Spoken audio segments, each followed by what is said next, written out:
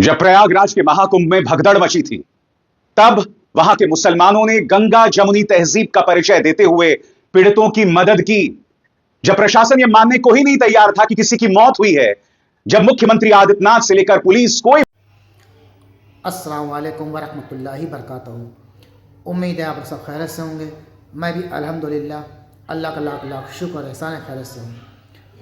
आज इस वीडियो पे रिएक्शन देने आ रहे हैं इंशाल्लाह अभिषेक शर्मा की ये वीडियो दोस्तों, और उनके चैनल का लिंक मैं डिस्क्रिप्शन बॉक्स में दे दूँगा। आप लोग उनके चैनल को सब्सक्राइब करिएगा और इस वीडियो को एंड तक ज़रूर देखिएगा और जितना हो सके इस वीडियो को शेयर करिएगा दोस्तों। पहली बात तो मैं बता दूँ कि मेरा चैनल जो है वो इस्लामिक चैनल है, उसमें मैं सिर्फ इस्लामिक ही वीडियो डालता हूँ, उसी टॉपिक पे सारी वीडियो जो भी टॉपिक होता है। लेकिन ये वीडियो देखते मैंने इसलिए दी है कि बड़ी इम्पोर्टेंट वीडियो दोस्तों ये, इसमें इंसानियत दिखाई गई है। इंसानियत, कोई मज़हब को टारगेट नहीं कर रहा, सिर्फ इंसानियत। अगर कोई तकलीफ़ में है, कोई परेशानी में है और आपने उसकी मदद की है, बगैर उसका धर्म पूछे या ये पता चले कि वो कौन धर्म, से कोई मतलब नहीं, सिर्फ मदद होनी चाहिए, सिर्फ और सिर्फ मदद, इंसानियत दिखानी चाहिए हर इंसान को, जो मुसलमानों ने इंसानियत दिखाई है। महाकुंभ के मेले में हम सब जानते हैं, तमाम सोशल मीडिया पे वो वायरल हो रही है कि जो भगदड़ मची उसमें कितने लोग जाने गई हैं। कंफर्म तो नहीं पता दोस्तों मुझे, और लेकिन बस इतना पता है कि जो भी वहाँ पर मदद पहुँच सकती थी, मुसलमानों ने दिल खोल के मदद की है। मस्जिदों को खोल दिया, मदरसों को खोल दिया, खाना, सोने के लिए बिस्तर और सब कुछ देने की पूरी कोशिश की गई है जिनसे हो सकता है। तो जिस इंसान से जो हो सके मदद हमेशा करनी चाहिए, इंसानियत के नाते हुए।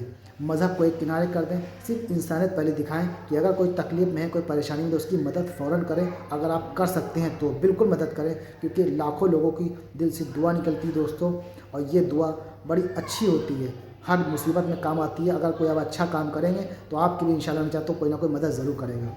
तो आइए पहले इस वीडियो को पूरा देखते हैं दोस्तों। अभिषेक शर्मा जी की ये वीडियो बड़ी इंपॉर्टेंट, बड़ी बेहतरीन वीडियो है दोस्तों। इस वीडियो को एंड तक देखिएगा और इसको शेयर ज़रूर करिएगा ताकि हर आदमी के पास सच्चाई पहुँचे। तो आइए पहले हम वीडियो देखते हैं, फिर उसके बाद बात करते हैं। जब प्रयागराज के महाकुंभ में भगदड़ मची थी, तब वहां के मुसलमानों ने गंगा जमुनी तहजीब का परिचय देते हुए पीड़ितों की मदद की। जब प्रशासन यह मानने को ही नहीं तैयार था कि किसी की मौत हुई है, जब मुख्यमंत्री आदित्यनाथ से लेकर पुलिस कोई भी मानने को तैयार नहीं था, तब इमाम बाड़ों में, मस्जिदों में, तमाम धार्मिक स्थलों में मुसलमानों ने हिंदुओं की मदद की। इसीलिए प्रयागराज को गंगा जमुनी तहजीब की एक मिसाल समझा जाता है दोस्तों। और आज मैं आपके सामने दैनिक भास्कर की रिपोर्ट पेश करना चाहता हूं। खूबसूरत मिसाल दोस्तों। एक तरफ मुसलमानों ने गंगा जमुनी तहजीब की मिसाल दी और दूसरी तरफ आपकी स्क्रीन पर यह है बागेश्वर धाम का धीरेन्द्र शास्त्री। इसका बयान निहायत ही शर्मनाक है। यह व्यक्ति यह कहता है कि कोई बात नहीं, अगर आपकी मौत हो गई, कम से कम आपको मोक्ष तो मिल गया। इस व्यक्ति को यह बताना चाहिए कि जो युवा मां मर गई अपने बच्चों को छोड़कर, क्या उसे मोक्ष मिल जाएगा? वो तो अपने सांसारिक काम भी पूरे नहीं कर पाई। निहायत ही शर्मनाक बयान। मैं इनकी चर्चा करूंगा दोस्तों, मगर सबसे पहले दोस्तों मैं मिसाल देना चाहता हूं दैनिक भास्कर की इस रिपोर्ट को। मैं बधाई देना चाहता हूं, दैनिक भास्कर के रिपोर्टर्स ने बहुत ही खूबसूरत काम किया है। दैनिक भास्कर वो मंच था दोस्तों जिन्होंने शुरू से ही लगातार बदइंतजामी पे रिपोर्टिंग की, और मुझे जो जानकारी मिल रही थी वो दैनिक भास्कर की बदौलत मिल रही थी। बाकी तमाम पत्रकार जो हैं वो हादसे के बाद जागे, वरना हादसे से पहले वो भी जय जय मोदी और जय जय योगी कर रहे थे। सबसे पहले दोस्तों देखिए दैनिक भास्कर की रिपोर्ट जो बताती है प्रयागराज की गंगा जमुनी तहजीब के बारे में और किस तरह से मुसलमानों ने दिल खोलकर मदद की पीड़ित हिंदुओं की। खबर आपके सामने है। महाकुंभ भगदड़, मुसलमानों ने मदद की, खोली मस्जिदें, 25,000 को बिस्तर रजाई दी, भोजन कराया, बोले श्रद्धालु हमारे मेहमान। दैनिक भास्कर अपनी रिपोर्ट में क्या कहता है मैं आपको पढ़ के सुनाना चाहता हूं।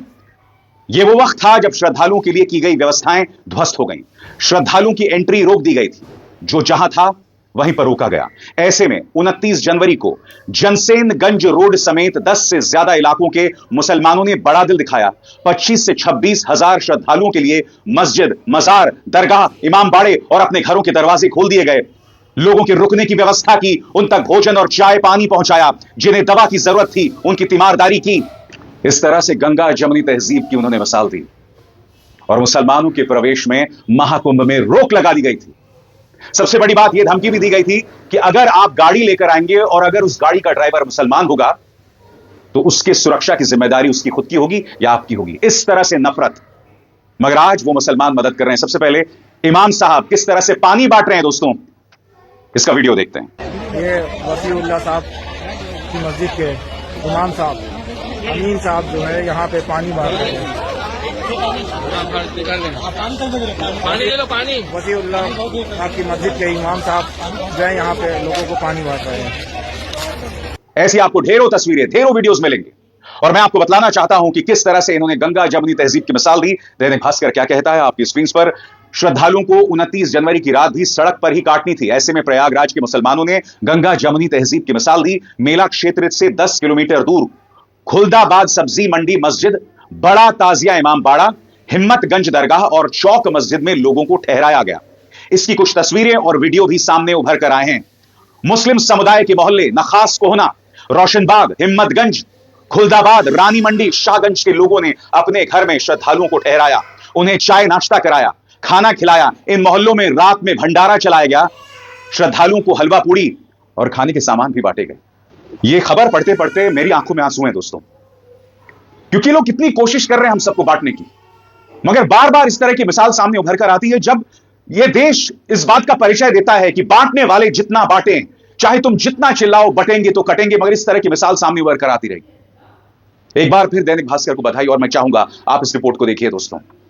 देखिए किस तरह से प्रयागराज के मुसलमानों ने हमारे हिंदुओं के लिए किस तरह से उनकी मदद की। देखिए महाकुंभ में मची भगदड़, संगम क्षेत्र में हर तरफ बिखरा सामान। पुलिस और रेस्क्यू टीमें घायलों को अस्पताल पहुंचाने में जुट गई। ये वो वक्त था जब प्रयागराज में श्रद्धालुओं के लिए की गई व्यवस्थाएं ध्वस्त हो गई। ऐसे समय में राम की मदद को रहीम सामने आए।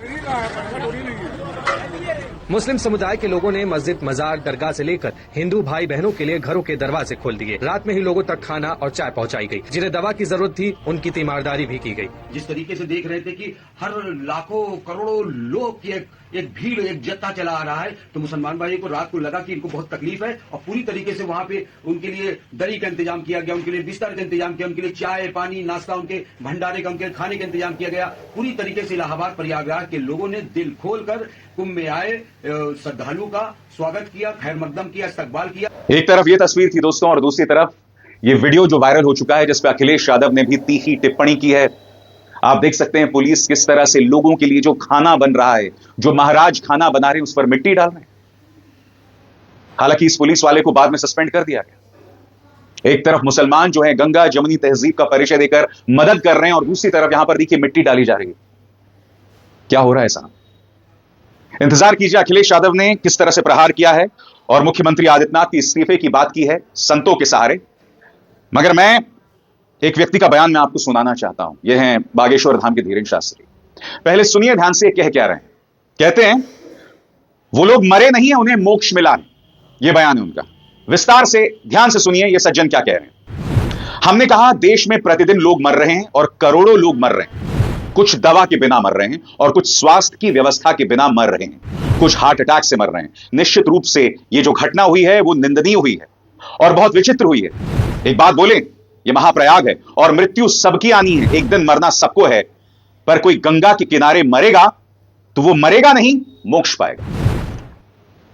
कुछ लोगों को इस बयान पर कोई आपत्ति नहीं होगी, क्योंकि हमारे धर्म में हम मोक्ष, निर्वाण, इन तमाम चीजों की बात करते हैं। मगर मैं आपसे एक सवाल पूछना चाहता हूं। कल्पना कीजिए आपके छोटे छोटे बच्चे हैं, और अगर उनकी मां एक भगदड़ में मर गई, तो क्या आप उन बच्चों को यह कहेंगे कि जो मौत प्रशासनिक लापरवाही से हुई है, जो मौत भगवान की सेवा में नहीं, वो जो 50-60 लोग मर गए हैं, वो भगवान की सेवा में उनकी मौत नहीं हुई है, प्रशासनिक लापरवाही से उनकी मौत हुई है, और कोई आपको यह कहे कि साहब इनको तो मोक्ष मिल गया। मोक्ष कैसे मिलता है मुझे बताइए ना। मोक्ष आपको तब मिलता है जब आप निष्काम भाव से अपने तमाम कर्मों को करें, अपने तमाम कामों को करें, और इसमें आपके गृहस्थ काम भी हो सकते हैं, रोजमर्रा के काम भी हो सकते हैं, निष्काम भाव से। ये जो सो कॉल्ड साधु संत है धीरेन्द्र शास्त्री जैसा, जिसे मैं अव्वल दर्जे का ढोंगी मानता हूं, इनका ये जो बयान है ना दोस्तों, निहायत ही संवेदनहीन बयान है, निहायत ही संवेदनहीन बयान है। मैं फिर कहना चाहता हूं, जो युवा औरत मर गई है, जो छोटी सी बच्ची मर गई इस भगदौड़ में, उसे कहां का मोक्ष मिल रहा है भाई? ये लोग सब अपनी अधूरी मनोकामनाएं के साथ जो है मर गए, और वो भी प्रशासनिक लापरवाही की वजह से। यानी कि प्रशासन के नाम पे ये लोग शहीद हो गए। इन्हें कहां से मोक्ष मिलने वाला है? क्या धीरेन्द्र शास्त्री इन सवालों का जवाब देंगे? इतना वाहियात बयान। इससे पहले इस व्यक्ति ने यह भी कहा था कि जो लोग कुंभ नहीं आएंगे, महाकुंभ नहीं आएंगे, वो देशद्रोही कहलाएंगे।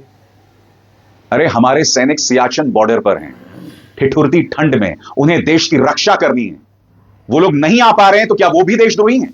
यानी कुछ भी वाहियात, कुछ भी अनर्गल, कुछ भी अंड बंड संड बोलते रहो। गजब का आदमी है यार। बहरहाल दोस्तों, अखिलेश यादव ने कहा है कि स्वामी अविमुक्तेश्वरानंद जो हैं वो मुख्यमंत्री आदित्यनाथ के इस्तीफे की मांग कर चुके हैं। उन्होंने संसद के अंदर मुख्यमंत्री आदित्यनाथ पर करारा प्रहार किया है। सुनिए क्या कह रहे हैं अखिलेश। सरकार अपनी नाकामी छिपा रही है और सबसे बड़ी बात है जो अभी भी लोग फंसे हैं सड़कों पर, उनका इंतजाम करें, डीजल पेट्रोल का इंतजाम करें, उन्हें सुरक्षित पहुंचाने का इंतजाम करें।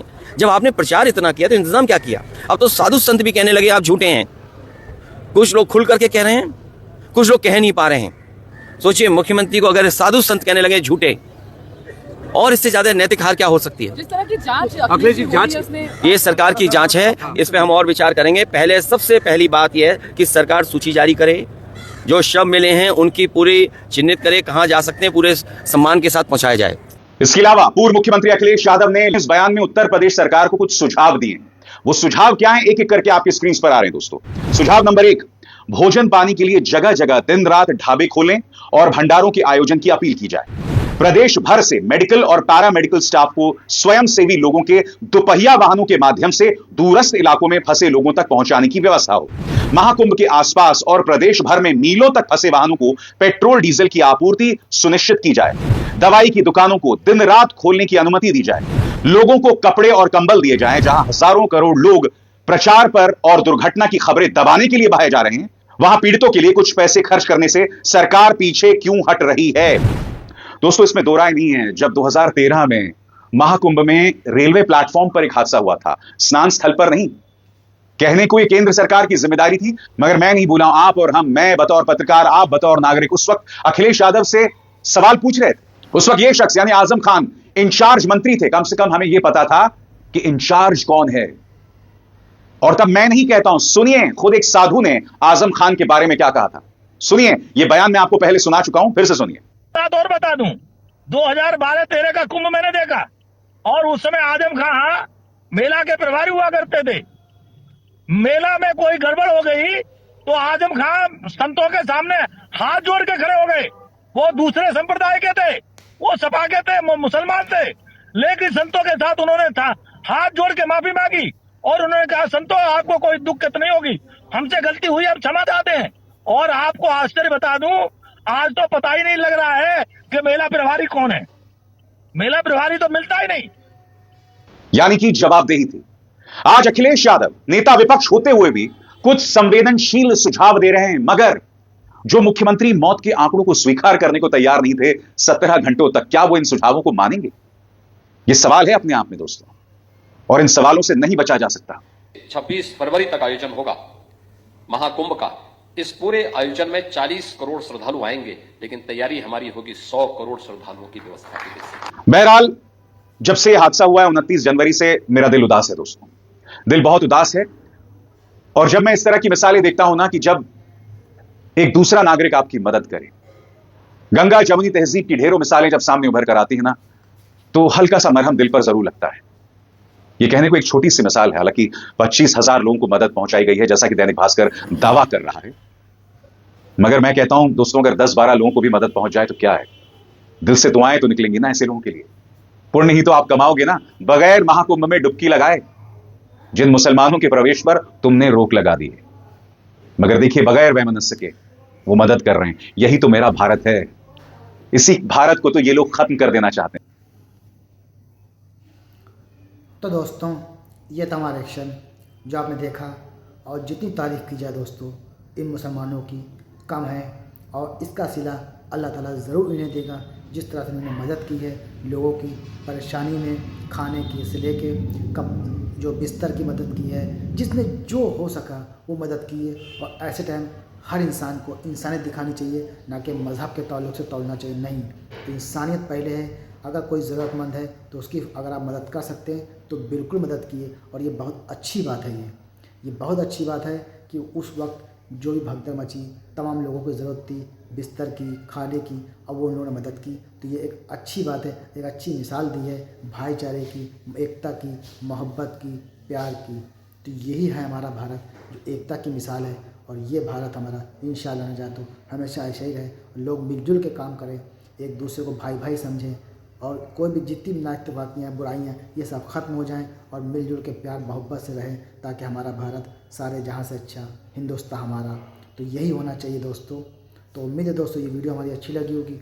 वीडियो अच्छी लगी हो तो इसको शेयर ज़रूर करिएगा, ताकि लोग इसको देखें और अच्छा हर इंसान अगर कोई ज़रूरतमंद की मदद करे तो बहुत अच्छी बात है ये। तो इंशाअल्लाह तो मिलेंगे हम नेक्स्ट वीडियो में। तब तक के लिए अस्सलाम वालेकुम वरहमतुल्लाहि वबरकातुहू।